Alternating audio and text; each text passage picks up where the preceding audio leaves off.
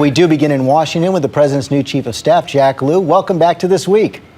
Good to be with you, George. Now, this is your first time as White House chief of staff on This Week. And boy, you're starting out with a little bit of a controversy over this contraception coverage. The president announced his compromise on Friday, saying that Catholic institutions will not have to directly provide this contraception coverage, but that the insurance companies will. That wasn't good enough for the Catholic bishops. I want to read you what they said yesterday. No government has the right to intrude into the affairs of the church, much less coerce the church faithful individuals to engage in or cooperate in any way with immoral practices. They are going to fight this. They're going to continue to fight this. You know, George, from the very beginning, the president had two important goals here. One is to guarantee that every woman has a right to all forms of preventive health care, including contraception.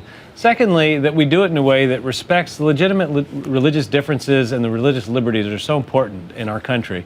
I think what the president announced on Friday struck the kind of balance to reconcile those two very important values. I think the fact that on Friday, groups ranging from Catholic Charities and the Catholic Health Association to Planned Parenthood all embraced what the president proposed speak to the fact that it is where that reconciliation is.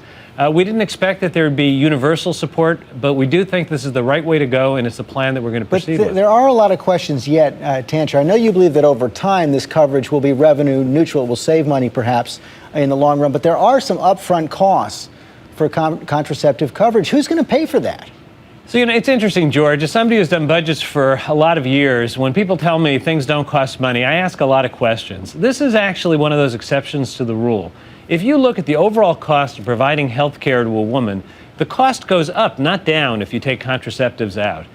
This is not going to cost the insurance companies money because on the overall health care cost basis, it won't cost more. But most importantly, this will guarantee that every woman has a right to preventive care, including contraceptives, and no church will be required to provide the benefit, and no Catholic university or Catholic hospital will either have to pay or facilitate the provision of the benefit. But you're just saying it will come from the insurance companies. But the insurance companies then will just have to eat those upfront costs and get the savings over time? Well, you know, insurance plans are like that. All preventive care costs money up front to prevent other costs over time. So this is not any different than any other form of preventive health care. You don't look at a health care plan based on each incremental cost. You look at it, what they call actuarial cost. And on that basis, we think that this is something that's totally consistent. If anything, it could save money over time. On the broader economy, the president's new budget is coming out tomorrow. And I want to begin by sharing what the president said about tackling the deficit when he took office back in 2009. Take a look. Today, I'm pledging to cut the deficit we inherited by half by the end of my first term in office. Now, tomorrow's budget is going to make it clear that that promise will not be kept, not even close, really. The deficit will be well over $1 trillion for the fourth year in a row. Why? You know, George, as I think you know, when we took office, the economy was falling so fast that the first thing we had to do was put a bottom in. That cost money in the Recovery Act. It costs money in terms of lost revenue and slower economic growth. We're on track now. We've seen several months of sustained economic growth and job creation, but we're not out of the woods yet. That's one of the reasons that we still need, even this month, for Congress to take action and pass the extension of the payroll tax cut. The president's budget is a plan for 10 years, and over the 10 years, what it would do is bring the deficit down to below 3% of the economy, which means that we won't be adding to the deficit based on current spending. Secondly, it'll bring the debt as a percentage of the economy down to a point that all international financial organizations look at and say is what you need to do to have stability. But not even as quickly as you were projecting several months ago. Well, look, the economic projections in a time of recovery from the deepest recession in a generation are going to fluctuate. Frankly, in the last 3 months, we've had better news than we expected in terms of job growth. That's a good thing. I think that what we have to do is focus on the long term and the short term at the same time. In the short term, we need to keep the economy growing. In the long term, we need to get the deficit under control in a way that builds the economy that can last for the future, where we build a manufacturing base, we have Americans with the skills to do the work for the future, we have energy so that we can provide for more of our energy needs, and we do it in a way that's consistent with American values so that everyone pays a fair share. Our next guest is Congressman Paul Ryman, chairman of the House Budget Committee. Here's what he had to say the other day about the budget. His proposals have three things in common. They load massive tax increases on small businesses and hardworking families.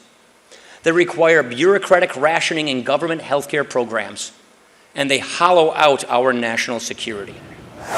Your response?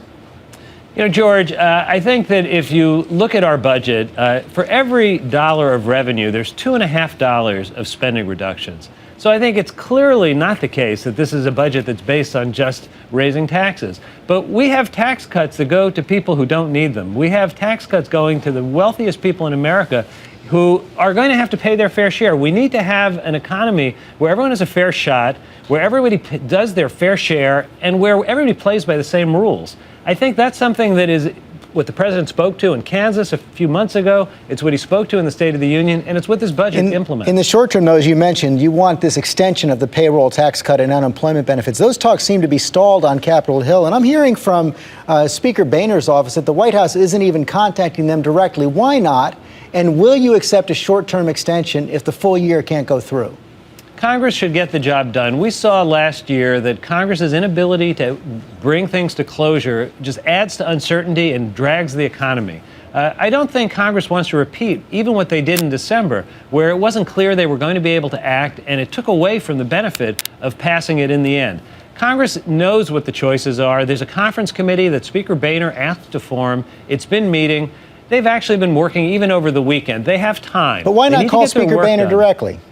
You know, Speaker Boehner said this should be resolved in a conference committee with the House and the Senate. They've been meeting.